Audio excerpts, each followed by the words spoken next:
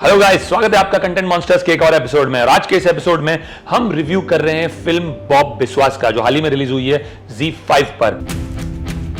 Bob तैयार है? तैयार है सर। फिर फौरन शुरू करो। नमस्कार बॉब बिस्वास। अब बॉब बिस्वास जो है बहुत ही पॉपुलर कैरेक्टर है कहानी फिल्म से, और ये फिल्म जो है एक स्पिन ऑफ है उस कैरेक्टर का। तुम्हारा नाम बॉब बिस्वास है? बेसिकली ये फिल्म बैक स्टोरी है बॉब बिस्वास के उस कैरेक्टर की जो कहानी फिल्म में फीचर हुए थे और जो टॉर्मेंट करते हैं विद्या बालन के कैरेक्टर को। बॉब बिस्वास का कैरेक्टर उस फिल्म में मर जाता है, तो ये फिल्म दिखाती है कि इस कैरेक्टर का पास्ट क्या है। अब इस कैरेक्टर का किरदार जो है वो प्ले कर रहे हैं अभिषेक बच्चन। ओरिजिनली कहानी में इस कैरेक्टर को प्ले किया था शाश्वता चैटर्जी ने। अब बॉब बिस्वास में अभिषेक बच्चन के अलावा जो मुख्य किरदार प्ले कर रहे हैं वो है चित्रांगदा सिंह, जो उनकी बीवी का रोल प्ले कर रही है। बाकी के मुख्य कलाकार हैं टीना देसाई, अमर उपाध्याय, भानु उदय, परन बंडोपाध्याय और वरुण चंदा। इसमें मैं खास मेंशन करना चाहूंगा बंडोपाध्याय का, जो कि कालिदा का रोल प्ले कर रहे हैं। क्या ये सब मुझे करना चाहिए या फिर मैं इसी काम के लिए बना? यही तो जीवन बाबू। बहुत ही बढ़िया काम किया उन्होंने, और जो उन्होंने वो एक बंगाली केमिस्ट का रोल प्ले किया है, वो सटल नुआंसेस जो हैं एक ओल्ड बंगाली मैन के, वो बहुत ही खूबसूरती से कैप्चर किए हैं। वो एक ओल्ड केमिस्ट का रोल प्ले कर रहे हैं और हर लिहाज से वो इस फिल्म का सरप्राइज पैकेट है। जिस तरह से बॉब बिस्वास का जो कैरेक्टर था और जो शाश्वता चैटर्जी ने प्ले किया था, जो कहानी में एक सरप्राइज एलिमेंट थे, उसी तरह से कालिदा के जो कैरेक्टर परन बंडोपाध्याय ने प्ले किया है वो इस फिल्म का सरप्राइज पैकेट है। कहानी ये है कि अभिषेक बच्चन का जो किरदार है, जो बॉब बिस्वास का रोल प्ले कर रहे हैं, वो एक कोमा से बाहर आए हैं। वो एक एक्सीडेंट में पूरी तरह से घायल हो चुके थे और 8 साल से कोमा में हैं। अब वो इस कोमा से बाहर आए हैं, लेकिन वो अपनी याददाश्त खो बैठे हैं। तुम्हें याद है तुम्हारी एक बीवी है, बेटा है, बेटी भी है? याद है कुछ? उन्हें अपनी पत्नी या अपने बच्चे भी याद नहीं, तो किस तरह से वो नॉर्मल लाइफ में एडजस्ट करने की कोशिश करते हैं कि तभी उन्हें वही लोग पकड़ लेते हैं जिनके साथ वो पहले काम किया करते थे। आपको फिर से काम पे लगना है, लेकिन इस बार आप सिर्फ हमारे लिए काम करेंगे। और तब उन्हें रियलाइज होता है कि वो एक हिटमैन थे। उन्हें अपनी पुरानी जिंदगी का कुछ भी याद नहीं है, ना ही उनके पारिवारिक जीवन को लेके, ना ही द फैक्ट कि वो एक इंश्योरेंस कंपनी में काम करते थे या वो एक हिटमैन का काम करते थे एज एन असाइड, जिसके बारे में कोई नहीं जानता था। बट धीरे धीरे चीज़ें अनरेवल होती है, उन्हें ध्यान आना शुरू होता है कि किस तरह से वो लोगों को मारते थे और किस तरह से उन्होंने कई सारे पैसे बचा रखे हैं। हमारे पास पैसे नहीं तेरे पास भी पैसा नहीं है, लेकिन याद नहीं है। और किस तरह से उन्होंने खुद अपने दोस्त को भी नहीं बख्शा था अपनी पुरानी ज़िंदगी में।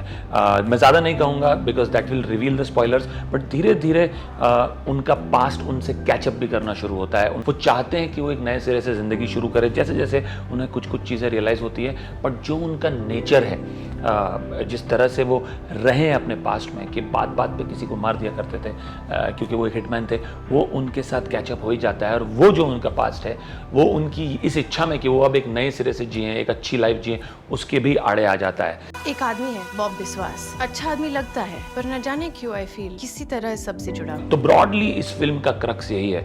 अब क्या ये फिल्म उतनी इंटरेस्टिंग है जितना कि बॉब बिस्वास का कैरेक्टर था ओरिजिनल कहानी में? My response to that would be no, और उसके कई कारण हैं। पहली बात, जितना एलिमेंट ऑफ थ्रिल और सस्पेंस बॉब बिस्वास के कैरेक्टर को लेके था फिल्म कहानी में, उसका 50% भी इस फिल्म में नहीं है। It is clearly not even close to being as nail biting और as gripping as that original character in that original film was.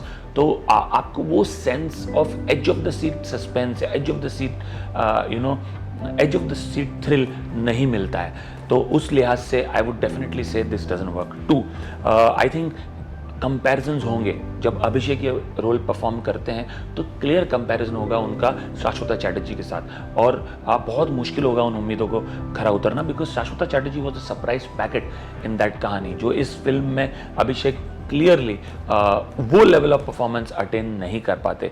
I think it's a very sincere effort on the part of Abhishek. I would also compliment him for trying something new, but is he on par with Shashwata Chatterjee? I think the answer is a resounding no. दूसरी चीज ये है अभिषेक के character में कि वो जो subtle nuances है, जो एक मिडिल क्लास बंगाली के होने चाहिए, उनकी बोली में, उनके चाल ढाल में, वो मिसिंग है। हमारे लाइन में एक जोक है, क्लाइंट और मौत कभी भी बुला सकते हैं।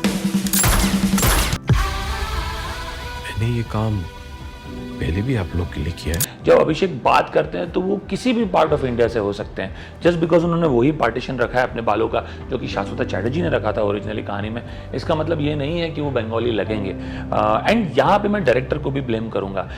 रिसेंट कई फिल्मों में ये हुआ है अभिषेक की, चाहे वो जब वो हर्षद मेहता प्ले कर रहे थे या चाहे वो ब्रीद में एक डॉक्टर का रोल प्ले कर रहे थे, समहाउ तो लहजा जो है, लोकल लहजा जहाँ कि वो बिलोंग करते हैं, वो उनके परफॉर्मेंस में आता ही नहीं। I somehow feel that is clear lack of attention to detail कि वो जो एक मिडिल क्लास बंगाली के नुएंसेस हैं जो उनके परफॉर्मेंस में, जो उनके डिक्शन में, जो उनकी बोली में आने चाहिए, वो क्लियरली मिसिंग है। I think this is utter lack of effort on the part of the direction team that they couldn't get Abhishek to talk in the way a middle class Bengali would is what also pulls his performance down. But otherwise I think it's a sincere performance from him, but clearly this part drags the film down. Third problem ये है इस film में कि ये film confuse है, ये समझ नहीं पा रही है कि बॉब बिस्वास के कैरेक्टर को कैसे दिखाए, ये कि बुरा आदमी है कि अच्छा आदमी है। There are parts in the film जहाँ पे ये बॉब बिस्वास के कैरेक्टर को ह्यूमनाइज करने की कोशिश करते हैं। उसकी कोई आवश्यकता है नहीं, क्योंकि बहुत क्लियरली एक बुरा आदमी है। द फैक्ट दैट ये अपने पड़ोसी को गोली मार देता है उसके सर में सिर्फ इसलिए क्योंकि वो जोर जोर से गाने गाता है रात को अपने घर पे। द फैक्ट कि एक छोटे से बच्चे का रैबिट की गर्दन मरोड़ देता है सिर्फ इसलिए क्योंकि उस छोटे बच्चे ने इसके बेटे के साथ मारधाड़ की होती। इट क्लियरली शोज कि आदमी पूरी तरह से साइकोटिक है और एक नेगेटिव किरदार है। इसमें कोई भी इस कैरेक्टर को ह्यूमनाइज करने की जरूरत ही नहीं है। हाँ, अगर आप कुछ करना चाहते हैं तो चूंकि ये बॉब बिस्वास के कैरेक्टर की बैक स्टोरी है, तो आप ये बताइए कि ये बॉब बिस्वास ऐसा क्यों बना। द फैक्ट दैट ये बुरा आदमी है I think is very clear, there should not be any confusion.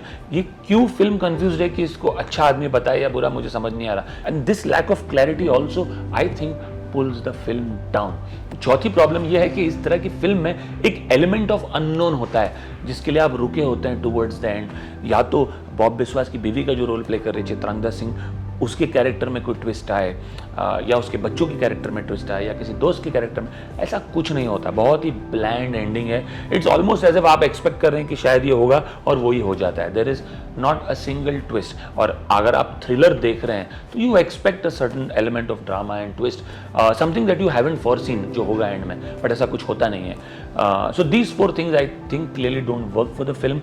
This is a spin off, I strongly feel that wasn't needed. और अगर आपको स्पिन ऑफ करना ही था, I would still strongly suggest कि आप ओरिजिनल कैरेक्टर शाश्वता चैटर्जी के role के साथ करते और शायद बॉब बिस्वास क्यों बना उस पर फोकस करते बजाय इसके कि वो अच्छा आदमी है कि बुरा आदमी है। So in my opinion this film doesn't work for me. I would give this film a rating of 5 on 10 only and only because it attempts to do something different. It is not a simple mainstream commercial film like many other stars do. तो उस लिहाज से मैं intention के लिए इस film को एक एक्स्ट्रा मार्क्स दूंगा, but my rating for this would be definitely not more than 5 on 10.